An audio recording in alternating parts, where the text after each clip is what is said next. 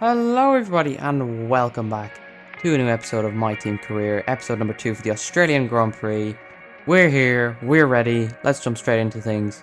Of course, from the last race, just as a quick recap here, last race we obviously somehow pulled the win out of the bag, off of pure luck realistically with that red flag that just came out of nowhere. So it worked perfectly in our favour, everything, just the stars aligned, so so it worked out perfectly. And yeah, we obviously got the win then, and a 1-2 as well with that because of Maldonado. So excellent stuff. So we're gonna hope to hopefully go in to Australia with some good pace, and hopefully things can go well. So yeah.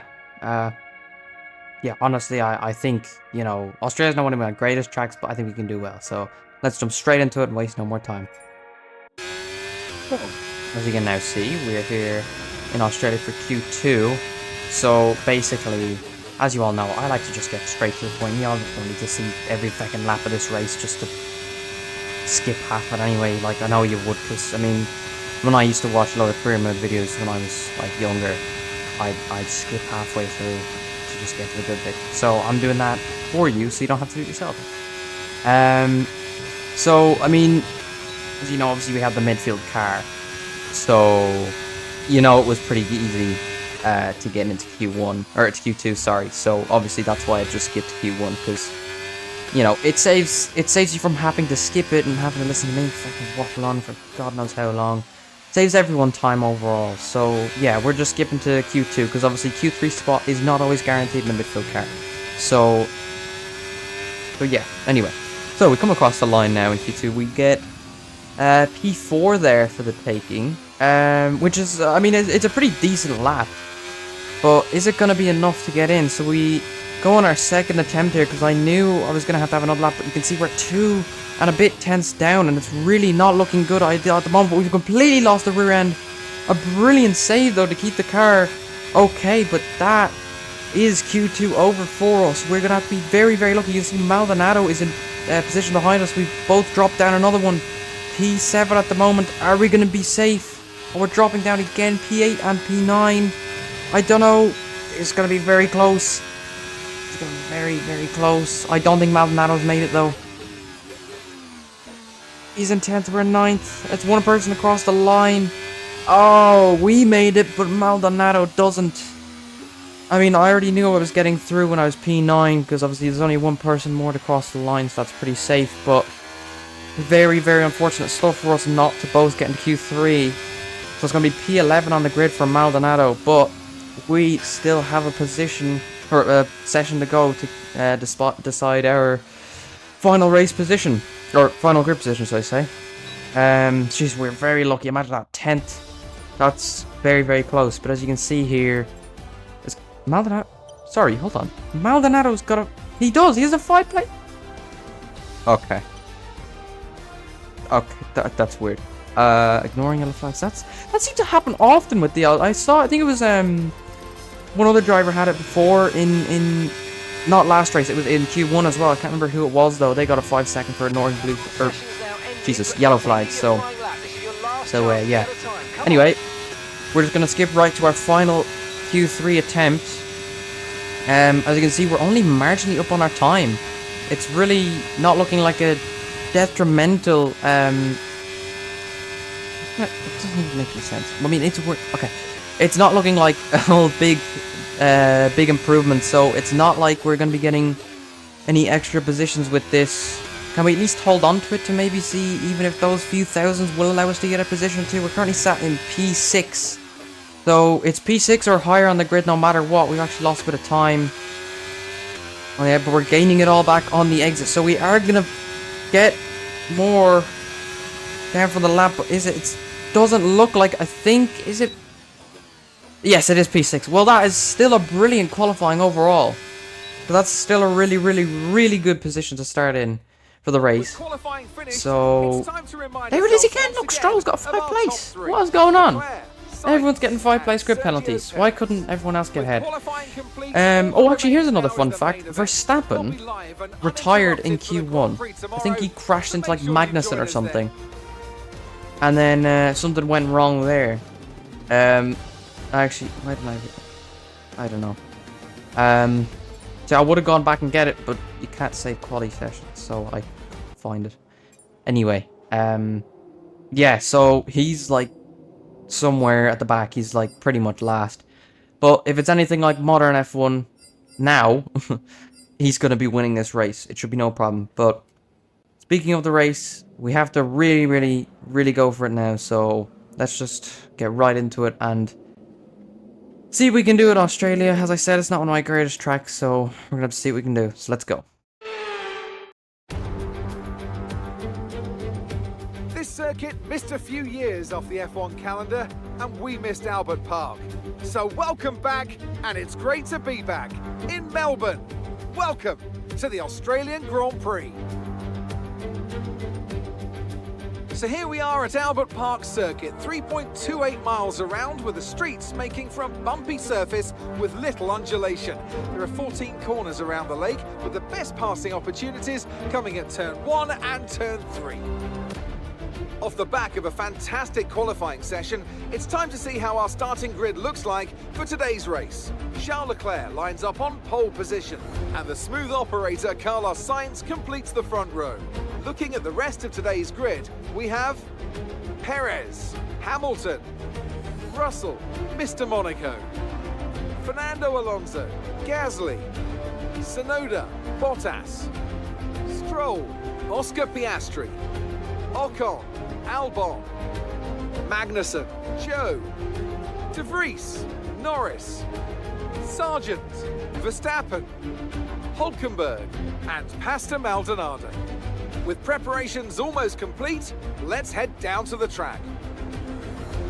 And what would any Grand Prix weekend be without the one and only Natalie Pinkham? Now, let's talk about Charles Leclerc. What a quality performance. The big question, though, is how does that translate on race day? Can they hold on to that lead? So we're in for an exciting start, I'm sure, and then they'll all settle down a bit, try and find a rhythm as they plan the next phase of the Grand Prix. It's important to know when to push and when to hold back so as not to overcook those tyres early on. After the points finished last race, let's aim to keep that momentum going. Thank you very much, Mark. I miss Jeff. Okay. Yeah, so surprisingly, I think the update has brought soft medium to every track instead of the plain old medium hard like it was in last game. Which, thank God, because that's pretty much the 2020 strats, which I'm absolutely loving, because we all know that 2020 was a masterpiece of a game. We got the classic cars, the 2020 cars, you got the W11, obviously. Oh, brilliant game. So, anyway, that's what, not, yeah, that's not the topic for today. So, you can see, we're just getting around with the formation lap. We'll just, again, you don't need to watch that. We'll allow you to watch how perfectly I parked the car here. So, you know, that's something you can watch. You know, you don't need to see the whole formation lap. So, anyway. So, as everyone else now slots into their grid spot. Do you mind, Mark? Do you mind? Thank you. Shut up. Oh, I missed the shut up Jeff button, except why can't it be shut up, Mark? Anyway, forward lights. And away we go. And it's actually quite a very good start. As you can see, there's Leclerc, who's got an absolute shocking start. So we're able to maneuver ourselves up into P3 already to start. 3 positions taken already now here at the start. Those two have already fecked off in front. And I'm nowhere near anybody this weekend, to be honest with you. So I don't imagine there being much pace. So, yeah. Anyway, so,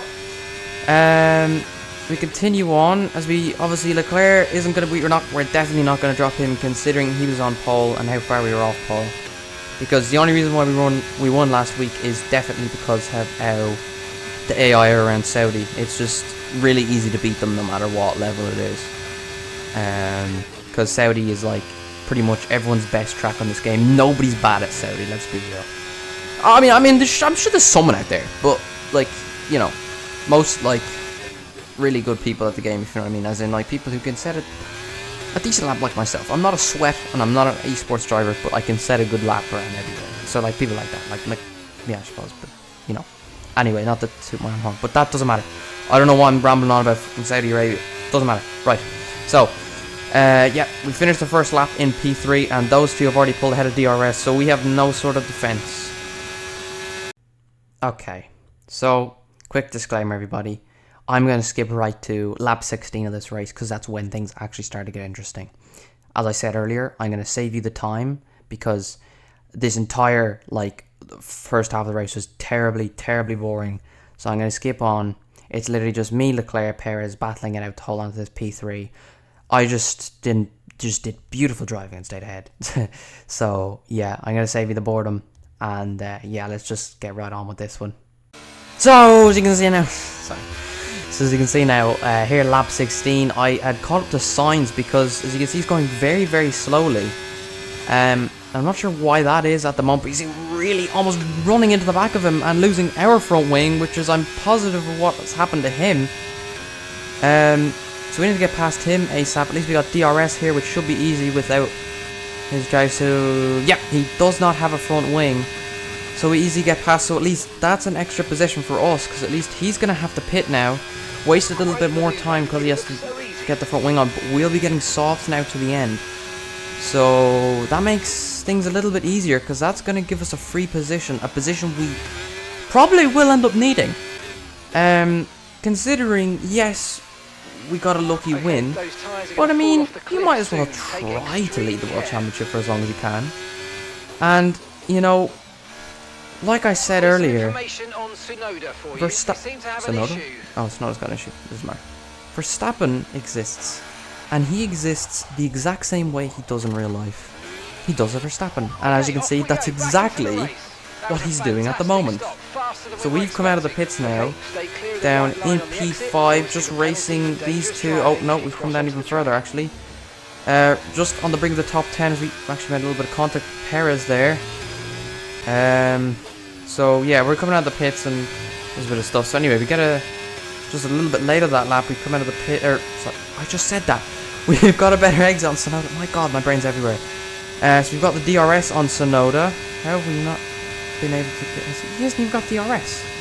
We should be well quicker in the straight line. What's going on here? Anyway,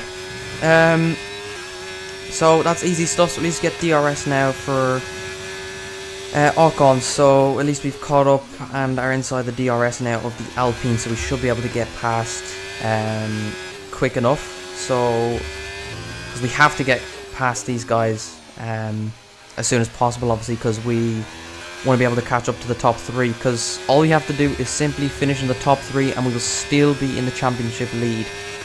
Of course, Verstappen no longer has the fastest lap. He did have it at some stage, but he doesn't. So all we have to do is finish P3 or higher, and it will keep us in the championship lead the way things are going at the moment. So again, as I said, I've skipped all the boring parts, just us trying to catch up, and we did finally catch up right onto the final lap. So now it's all about getting the best exit, because of course we got absolutely shocking straight line speed, and I mean it's terrible. As you can see, Russell just pulls away like it's nothing, and we desperately need that position on Russell, and we don't look like we can get it at the moment. But if he fights Leclerc, because Leclerc does not have any DRS, so if he does manage to fight, which he is going to go and fight Leclerc, so he's going to try to go around the outside, which is perfect for us, because that's going to slow both of them down. As long as we can get at least one of these drivers, it will allow us to keep the championship lead by just 1 point, as Russell's got a poor exit because of Leclerc defending from him, and we've managed to get by George Russell. That's perfect. This is exactly what we need. Can we get Leclerc now too? I wonder. As we come down now, we skip to the end. George thinks of coming back. We just break way later than him. We managed to keep this P3. Unfortunately, we couldn't get P2 to hold the championship by a few little extra points. But as long as Verstappen hasn't got a fastest lap on this, we lead the championship by 1 point. As we come around the final corner now, as we almost lose the back end, that would have been absolutely terrible stuff. But we have the DRS, and we do come home to P3. Verstappen doesn't get the fastest lap. We still lead the championship now, going into the next race. Yes, come on, we're on the podium. Good job this weekend. That's a great drive. Thank you.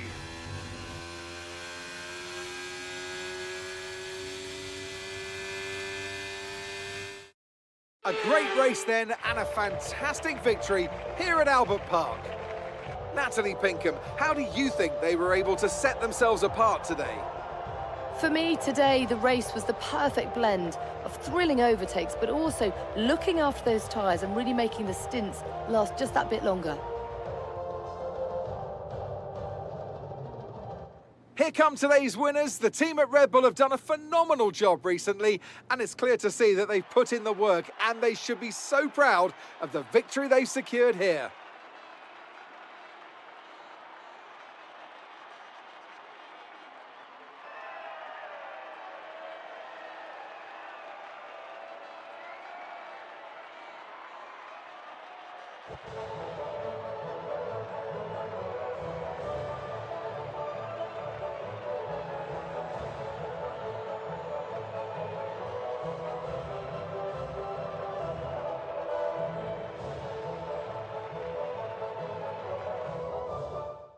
Let's have a quick look. So there you are then. That That was the Australian Grand Prix. Verstappen literally went from last to first like it was nothing again. Just like real life. Max Verstappen seemed to Boring just old F1. effortlessly weave through the other drivers I swear to today God, the without a United care in the fans world. falling asleep He through was these races. definitely my driver of And choice. I don't, there's no necessarily hate to Verstappen, but my God, it's just so boring.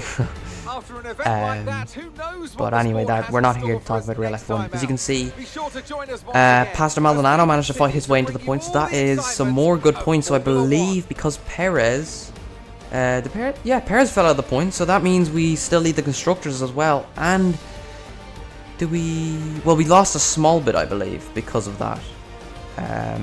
So overall, I think that was a pretty decent race. We still keep the championship lead.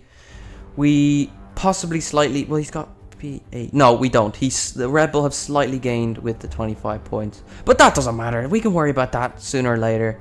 We're going to aim for at least P3 in this championship. I think that's something possible, especially after the first race.